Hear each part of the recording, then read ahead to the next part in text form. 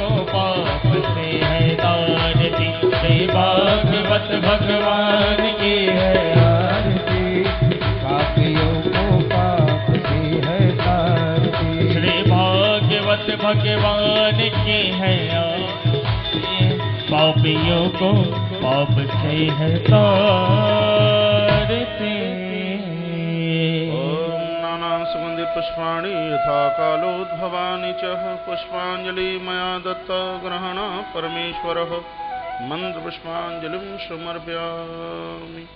बोली बांके बिहारी लाल की जय हो, कृष्ण कन्हैया लाल की जय हो, राधा माधव सरकार की जय हो, रामचंद्र भगवान की जय हो, शंकर भगवान की जय हो, जगदम्बे माता की जय हो, जय हो। मुकुट पे तो मन डालिए।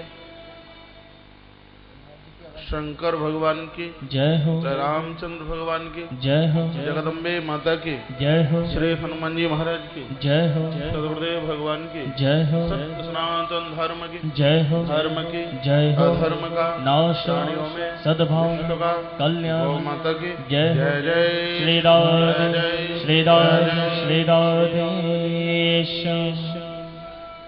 बोली वृंदावन बिहारी लाल की जय हो, नारायण भगवान की जय हो।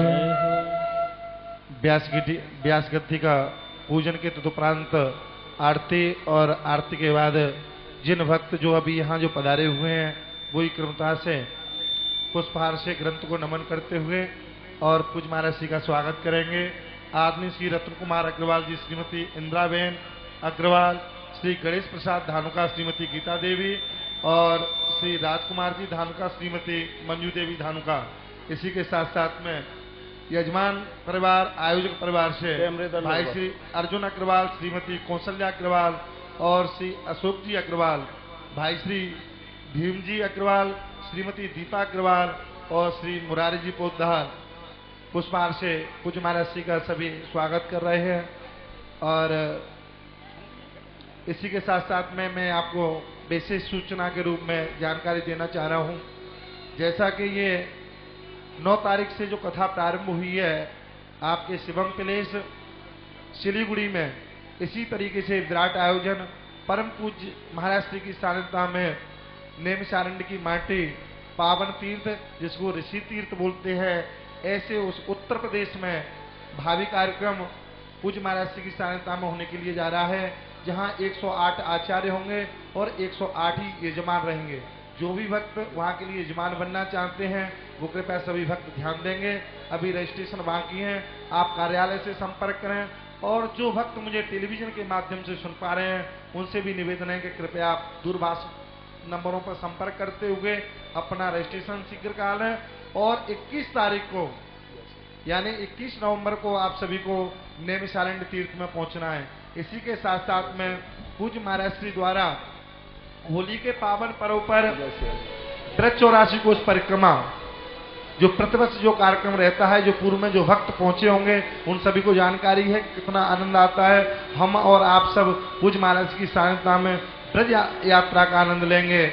इस साल जो तिथि जो निर्धारित की गई है वो 26 फरवरी से लेके 5 मार्च तक ये आयोजन रहेगा, जिसमें आप सभी भक्त सादर आमंत्रित हैं।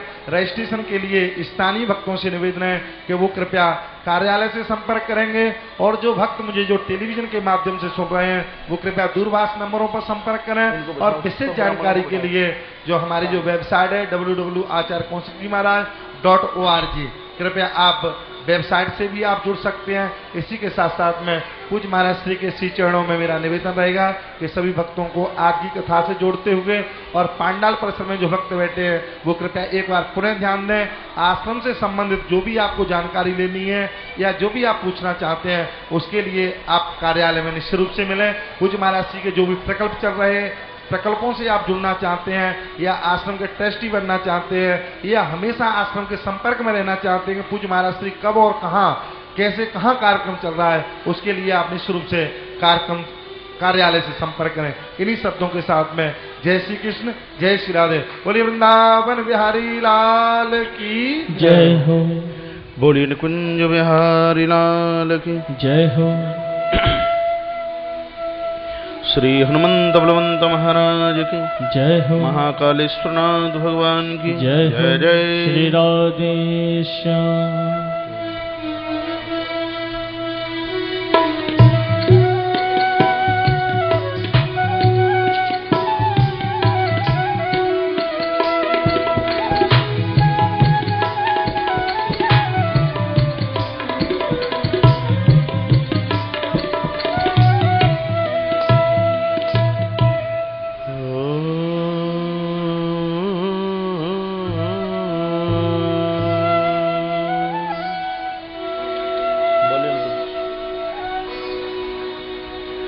हरि हरि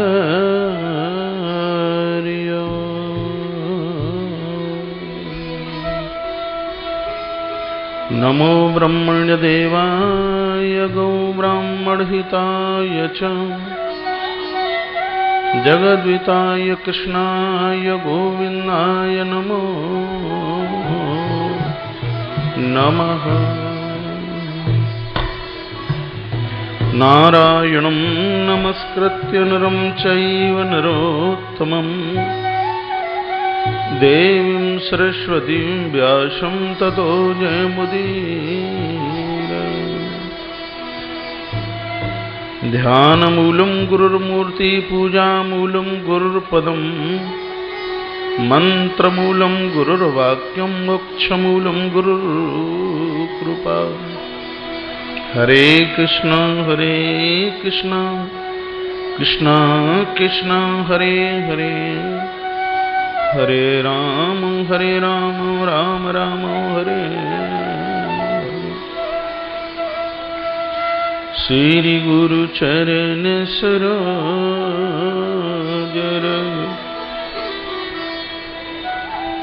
निज मनो मुकुर वरनहु रघुवर विमल जस जोदायक फलचारि।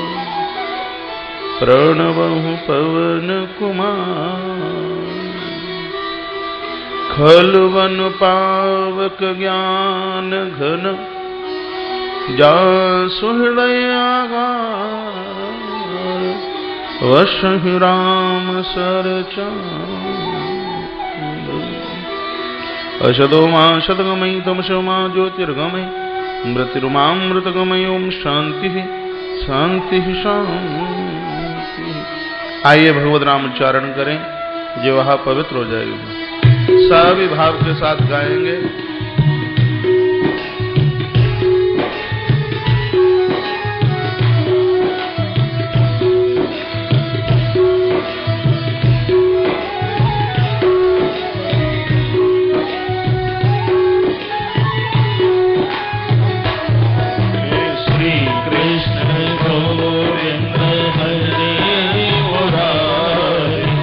हे नाथ नारायण वासुदेव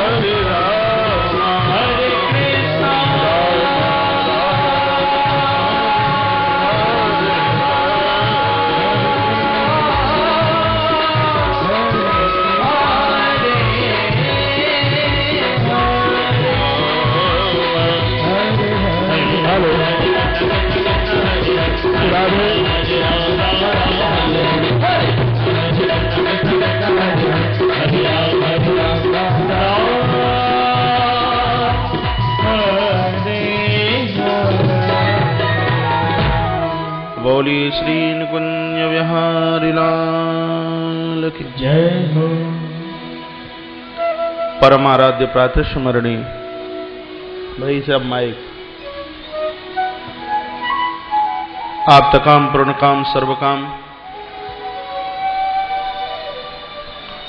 ऐसे गीता संदेश वाहक धर्म युद्ध में पार्थ को विजय दिलाने में सक्षम परम योगेश्वर भगवान श्री कृष्णलाल का दिव्य स्वरूप श्रीमद् भागवत महापुराण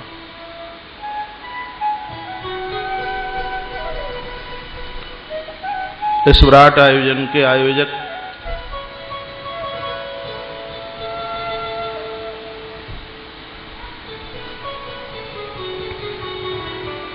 स्वर्गीय श्री आरपी अग्रवाल जी की पावन स्मृति में माता श्रीमती लक्ष्मी देवी अग्रवाल और उनके परिवार के द्वारा यह विराट आयोजन श्रीमद् भागवत महापुराण का इस दिव्य यज्ञ के आयोजक जिस दिव्य यज्ञ के मुख्य जजमान मुख्य परीक्षित भैया श्री भोलानाथ जी अग्रवाल जी, उनकी धर्म पत्नी श्रीमती रिंकू देवी अग्रवाल, उनके अग्रज उनके अनुज उनके निमंत्रण आमंत्रण पर चल करके आए हुए उनके सभी संबंधी जन, सिलीगुड़ी नगरी के सभी धर्म प्राण श्रोताजन, आध्यात्म टेलीविजन के माध्यम से इस कथा को सुनने के लिए तैयार बैठे हैं ऐसे सभी प्रबुद्ध श्रोताजन, मंचस्थ पूजाचार्य मंडल, श्री विश्व जागरण सेवा संघ चैरिटेबल ट्रस्ट के प्रमुख सचिव श्री रामदेव शास्त्री जी, माता सरस्वती के वरद पुत्र मेरे प्रिय आत्मीय संगीतज्ञ बंधु, इस आयोजन की तमाम व्यवस्थाओं को संभाले हुए हैं श्री मुरारी लाल जी पोद्दार जी। नाम तो बहुत होते हैं लेने को, 16 तारीख को किसी को छोड़ूंगा नहीं। इस पवित्र व्यासपीठ से सबके पवित्र नाम ले जाएं। फिर भी कोई यदि नाम छूटता है तो मैं यह प्राय कथा में बोल देता हूं, जिसके नाम ले लूं उनके नाम होठ में और जिनके ना ले पाऊं उनके नाम मेरे पेट में। आप सभी का मेरी व्यासपीठ से बहुत आदर है, बहुत मान है, बहुत सम्मान है। तो भगवान हमारे घर आ जाएंगे, एक बार आप विदुर और विदुरानी बन जाइए। श्री विदुर जी का जीवन धर्म युक्त है। विदुर ने संसार के अपमान को झेला है। देखिए कथा का आनंद थोड़ा और से लो और से लो और से लो और से लो और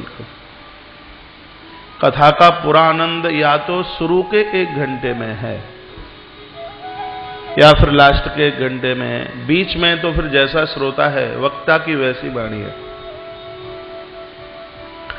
यदि कोई बात आरंभ से समझ में आवे तो बिल्कुल लास्ट तक वह गले उतरती है। शुरू में तो आप देखिए 20 मिनट मुझे मेहनत करनी पड़ती है आपको एकाग्रचित करने के लिए, फिर तो क्या मजाल है कि आप हिलके भी बता दें।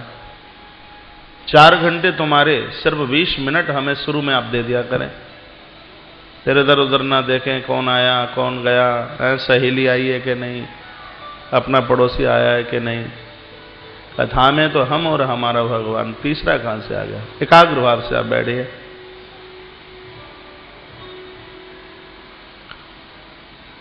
बड़ा अच्छा लग रहा है। संतों को पूछा जाए कि जीवन कैसा जीना चाहिए तो यह है मौका तो कहां मिलता है। इतना आनंद आ रहा है, इतना बढ़िया लग रहा है। मैं तो इंतजार करता रहता हूं कि कब 3 बजे। बहुत दुनिया भर के काम मेरे पास भी होते हैं, फिर भी मैं 3 बजे का इंतजार करता हूं और मुझे चैन नहीं पड़ता। कभी 2:35 पर आ जाता हूं, कभी 2:37 पर। 2:37 पर मैं यहाँ पहुंचू। आप और पहले आ जाएं तो मैं और पहले पहुंच जाऊं। और आप सबको बनी बनाई तो मिल रही है, बनानी तो पड़ नहीं रही, तो फिर काम क्या है? कुछ भी नहीं है। बढ़िया श्रोता वह होता है जो व्यासपीठ पर बोलने वाले से भी पहले परिसर में आकर के बैठे। जितना समय भगवान को निकल जाए वो ठीक है। तो आइए, मैं चर्चा कर रहा था भगवान 3 जगह, और तीनों बातें जीवन पर्यंत याद करने के लायक हैं। अपमान में भगवान हैं, भय में भगवान हैं, और विश्वास में भगवान है। संसार के अपराधों से भयभीत रहिए। चींटी भी मर जाए पाम के नीचे तो उसका कष्ट होना चाहिए। किसी के साथ हमने आक्रोश भाषा में बात कर दी तो उसकी भी वेदना होनी चाहिए। महाराजा परीक्षित ने अपराधों से भय ही तो किया कि मैंने संत का अपमान किया है, मैंने बहुत गलत किया, मैंने बहुत बुरा किया। भय किया, भगवत साक्षात्कार हो गया। संसार के अपराधों से भयभीत रहिए। वो नास्तिक लोग होते हैं जो अपराध न मानते हो, पाप न मानते हो। पाप होता है, अपराध होता है। जो हम हाथ में माला लेकर के जप करते हैं, क्यों करते हैं? चलते फिरते कीड़े मकोड़े मर जाते हैं। भोजन भी करते हैं हम तो सैकड़ों कीटों की मृत्यु। आप दही पीते हैं, उसमें बहुत कीड़े मरते हैं। आप दूध लेते हैं, उसमें भी कीड़े। आप सोते हैं, उसमें भी मच्छर खटमल मरते हैं। तो हम जप करते हैं, माला घुमाते हैं, ये सब उसके प्रायश्चित के लिए ही तो है। संसार के अपराधों से भयभीत रहिए। परमात्मा को कहिए, भगवान बस आप यह कृपा कीजिए कि मुझसे किसी का अपराध ना हो। आपके चरणों में मेरी प्रार्थना है। मैंने ग्रंथ पढ़े हैं कि अपराध करने वाले सुरक्षित नहीं रह पाए।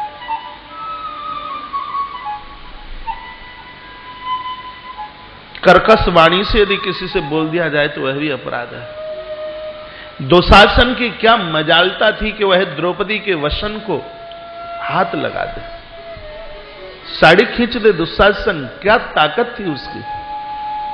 अपराध द्रौपदी से भी हो गया, वाणी से अपराध किया। दुर्योधन को क्या बोलती है? हमें नहीं पता था कि अंधों के यहां अंधों का ही जन्म होता है। इस अपराध का परिणाम था वो।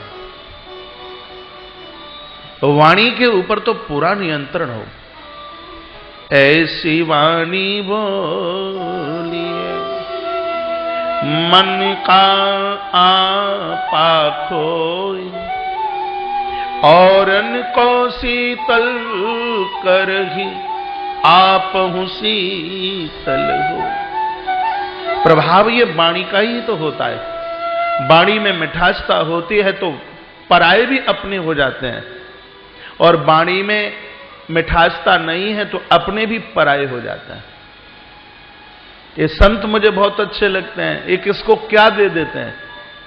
वाणी से बढ़िया बोल देते हैं। इसलिए वाणी से भी किसी का अपराध ना हो जाए। अपराधों से हम भयभीत रहें, भगवत कृपा हो जाएगी। हाँ। साड़ी में से गोविंद इसलिए प्रकट हो गए क्योंकि दुर्योधन को ऐसा बोल करके मां द्रौपदी ने प्रायश्चित किया था। गलती करना सरल है, लेकिन गलती का एहसास कर लेना बहुत कठिनाई की बात है।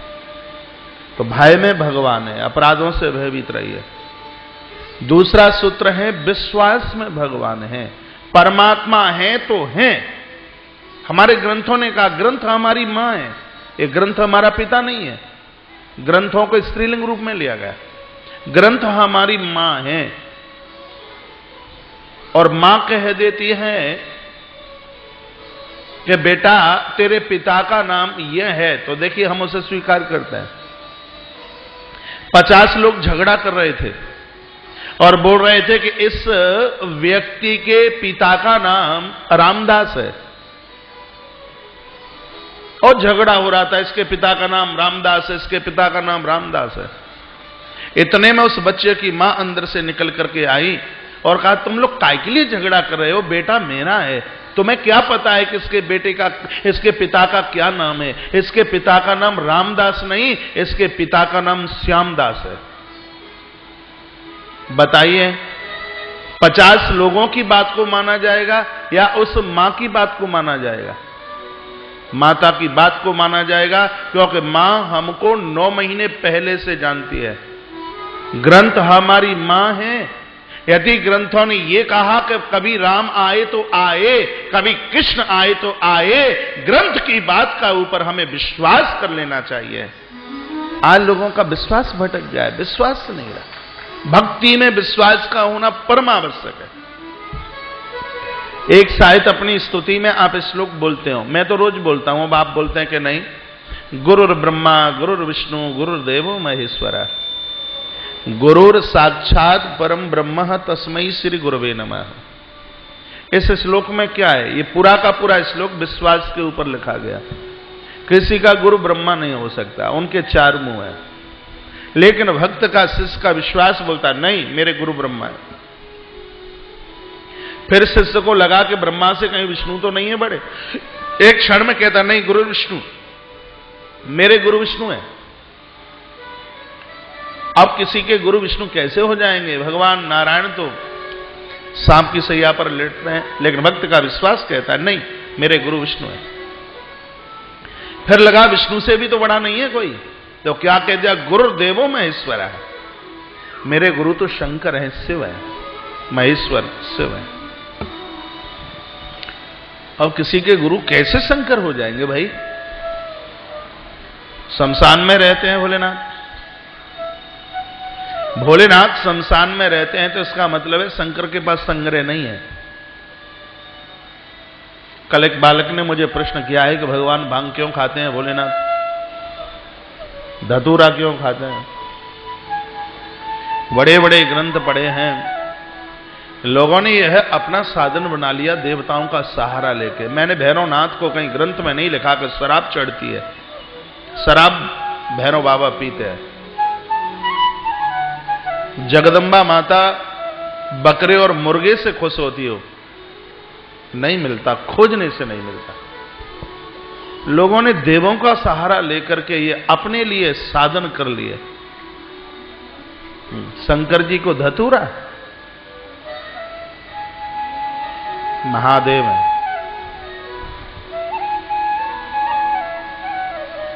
कभी ऐसा सोचना ही नहीं, परम वैष्णव है भोलेनाथ।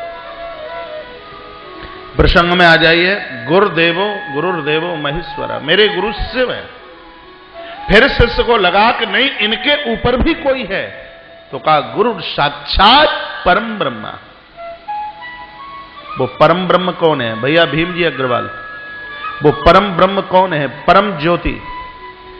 यदि आप कृष्ण के भक्त हैं तो वो परम ज्योति कृष्ण है, यदि आप शिव के भक्त हैं तो वो परम ज्योति शिव है, आप राम के भक्त हैं तो परम ज्योति राम है, आप दुर्गा माता के भक्त हैं तो आपके लिए परम ज्योति वो शक्ति मां दुर्गा। यह पूरा का पूरा श्लोक ही विश्वास के ऊपर लिखा गया। भक्ति में विश्वास का होना परम आवश्यक है। लिंग पुराण में कथा आती है, शुक्राचार्य जी महाराज के पास कोई भक्त आया, कहा गुरुजी हमें दीक्षा दे दीजिए, आपसे मंत्र लेना चाहते हैं। तो गुरुजी ने कहा बेटा ये हम लोहे का फरसा तुम्हें देते हैं, इसको कहीं एक जगह गाड़ कर इंतजार करना, प्रतीक्षा करना, जब तक इस फरसे में से, फरसा जानते हैं, लोहे के इस फरसे में से जब तक अंकुर न निकल आवे तब तक तुम दीक्षा के लायक नहीं हो। चेला फरसा लेकर के चला, उसने एक भी बार ये नहीं कहा क्या लोहे में से भी अंकुर निकलता है। उसके मन में बात आई कि गुरुजी ने कहा है तो निकलता ही होगा, हाँ नहीं तो गुरुजी बोलते क्यों? जब उन्होंने कहा है, भाई माइक क्यों नहीं चलता? अब छेड़ाछाड़ी ज्यादा करते हो, शुरू में बढ़िया चल रहा है, ये माइक की आवाज चली। सिराधे बेस कम करके बोलिए। उसने गुरुजी की बात नहीं काटी, फरसा लेकर के चला, बेस बिल्कुल बंद हो गया। बंद नहीं करना, खोलना है। एक तो मुझसे बंगाली आती नहीं है, मेरी हिंदी समझते नहीं है? इसलिए तो आज मैं एक बुक मंगा रहा था। मैंने कहा कि ऐसी कोई मुझे बुक दे दीजिए जिसमें बंगाली का ट्रांसलेट हिंदी में हो। तो 3-4 दिन में मेमोरी कार्ड तो बहुत तगड़ा है, आज मुझे मिल जाती तो परसों 1-8% तो कथा बंगाली में कर भी देता मैं। मंगाई है मैंने, अशोक भैया के मामा जी को बोला है मैंने, दी नहीं अभी। आ गई। अच्छा भाई, कल से बंगाली में बोलूंगा तो आवाज खोल लो। बोले भाग्य बिहारी लाल की जय जय जय जय जय जय। कहां चल रही थी बात, ध्यान है? उसने ये नहीं कहा गुरुजी क्या फरसे में भी अंकुर निकलता है, सोचता है गुरुजी ने कहा है तो निकलता ही होगा, और फरसा लेकर के चला। और जैसे ही महिंद्राचल पर्वत के ऊपर उसने फरसा गाड़ा है, उसमें अंकुर निकल के आ गया।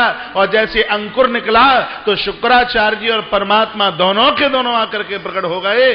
कहा कि जहां विश्वास होता है वहां ईश्वर की प्रतीक्षा नहीं, भगवान आके प्रकट हो ही जाता है। इसलिए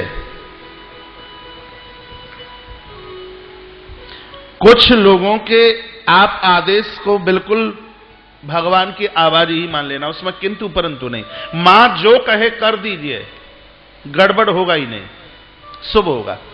पिता जो कहे कर दीजिए, गुरु लोग जो कहे कर दीजिए। भगवान की आवाज को सुनकर जो परमात्मा कहता है वह कर दीजिए, उसको शुभ ही होना है।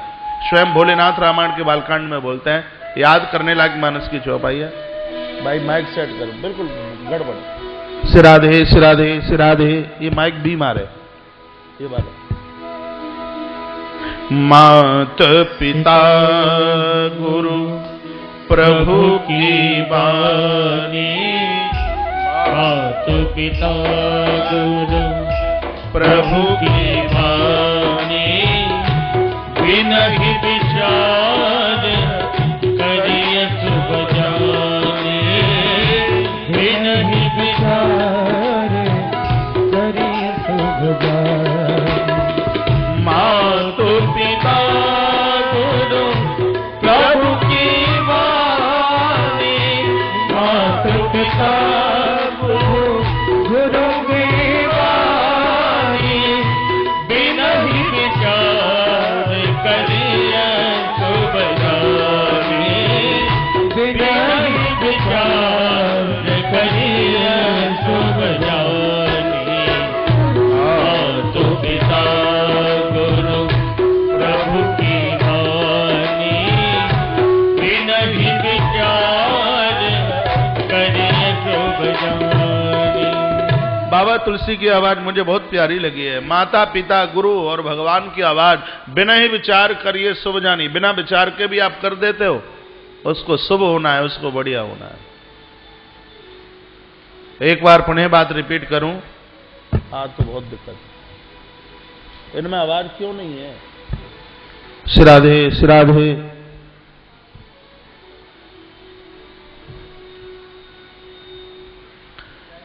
तो विश्वास में भगवान है, भय में भगवान है, और तीसरा सूत्र है अपमान में भगवान है। आप इतिहास पढ़ के देखिए, जिन जिन का अपमान हुआ उनको भगवान मिला। चाहे राजस्थान की माता मेरा हो, चाहे हस्तिनापुर के पांडव रहे हो, चाहे नरसी मेहता रहे हो, बड़ा अपमान नरसी का हुआ है। नरसी का अपमान। नरसी के माता पिता का देहावसान हुआ। घर में भाभी की सरकार है, घोड़ों के लिए गायों के लिए घास काट कर लेके आते हैं। एक दिन भाई भाभियों ने डांट लगा दिया, खबरदार यदि इस देह हली पर पाम रखा तो। नरसी उसी समय घर छोड़ करके गए हैं। गांव के बाहर भोलेनाथ की एक पिंडी थी, शंकर की पिंडी गांव के बाहर। नरसी भगवान शंकर के दरबार में जाकर के रोए, पिंडी को पकड़ लिया, आंखों की आंसुओं की धार शिव पिंडी के ऊपर गिरी है। सत्य घटना, पिंडी फाड़कर भगवान शंकर प्रकट हो गए। नरसी को भोलेनाथ ने कंठ से लगाया, भगवान शंकर कहते हैं नरसी बेटा मांगो क्या चाहिए। नरसी रो पड़े, कहा बाबा मैं काय के लायक हूं मुझे नहीं पता।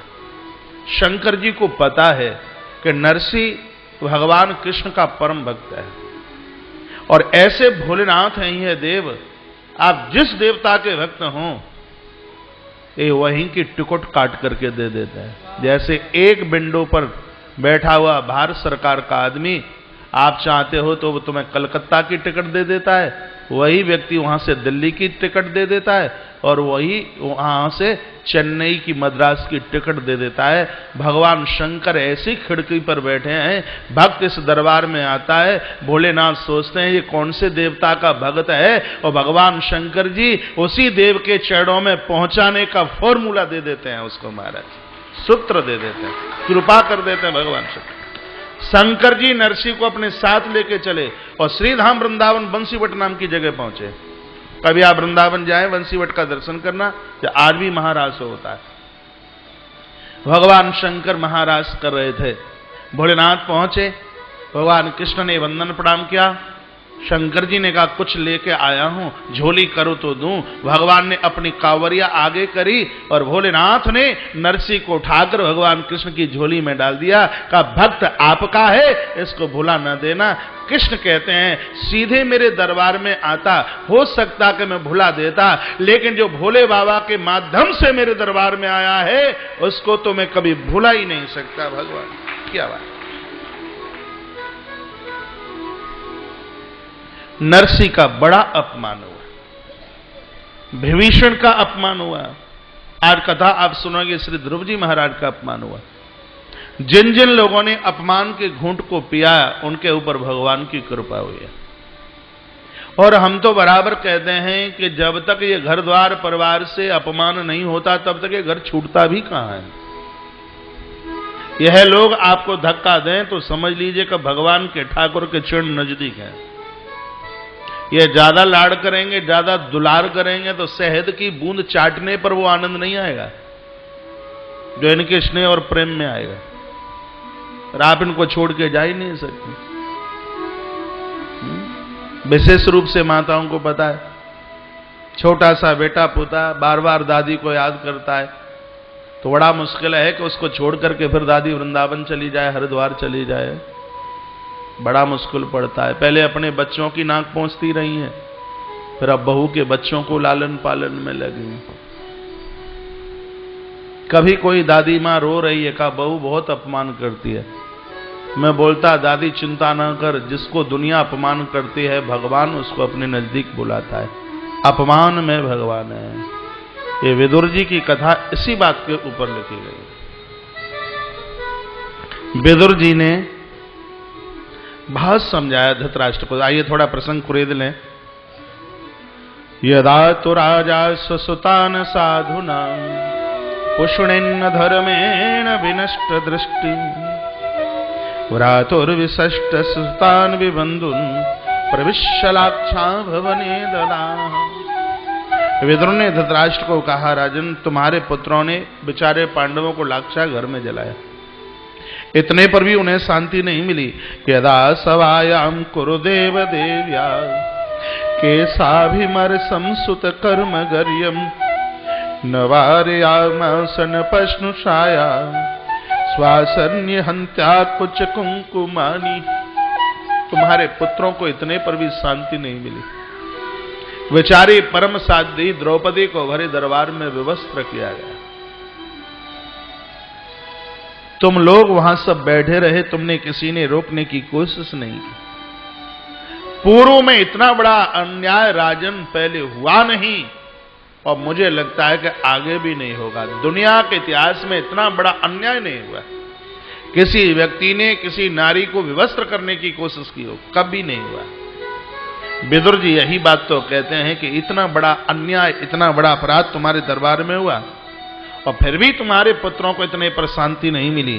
दूते धर्मेण जितस्य साधु सत्यावलंबस्य वनागतस्याम नयाचतोदा समयेन दायाम तमोजुषाणो यद जात शत्रु।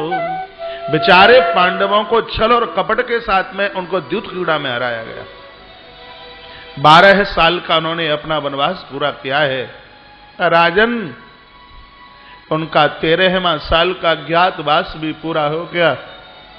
आपका छोटा भाई हूं, विदुर बोलते हैं, और बड़े भाई के चरणों में छोटे भाई का पूर्ण अधिकार होता है। वो पुत्र की तरह होता है। बेटे का अधिकार होता है पिता से मांगना। मैंने आज तक आपसे कभी कुछ नहीं मांगा। आपके चरणों में मेरी यह प्रार्थना है कि आप पांडवों का भाग दे दीजिए। यदि श्री पांडु जी महाराज जीवित होते तो इस गद्दी पर बैठने की तो बहुत दूर की बात रही, इस गद्दी का तुम सपना भी नहीं देख पाते। यदि पांडु महाराज गद्दी पर होते तो उनके बाद में इस गद्दी के अधिष्ठाता मालिक धर्मराज युधिष्ठिर होते। वह पूरा राज्य तुमसे मांगते कहां है? उनको आप बांट करके आधा राज्य दे दीजिए, भलाई इसी में ही है। विदुर जी ने जो समझाया है उन्हीं वाक्यों को विदुर नीति के नाम से जाना गया। मेरा आग्रह होगा, व्यक्ति के मन में कभी बेईमानी वाली बात निकल नहीं सकती।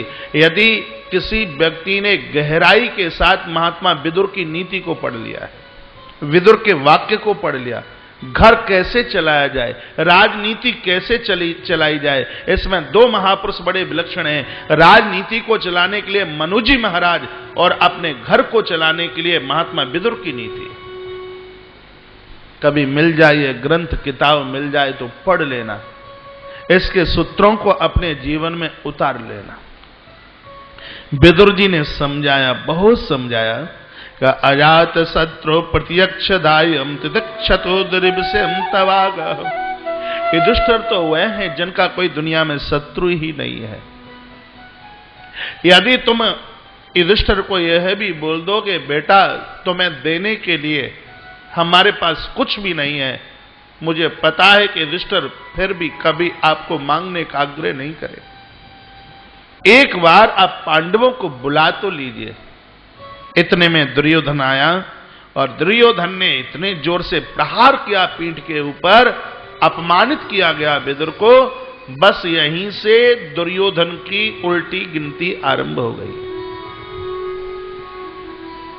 मृत्यु का संदेशा यहीं से प्रकट होने वाला है, क्योंकि एक संत का अपमान हो गया, एक भक्त का अपमान हो गया। निवेदन है सब कुछ करना, महापुरुषों का अपमान मत कर देना, सती का अपमान ना कर देना, भक्तों का अपमान मत कर देना, महात्माओं का। हम तो ये कहते हैं कि किसी का भी अपमान मत कर देना, किसी को बुरा ना कह देना। राम जी ने नहीं मारा रावण को, रावण तो उसी समय मर गया जिस समय दशानन रावण ने किसी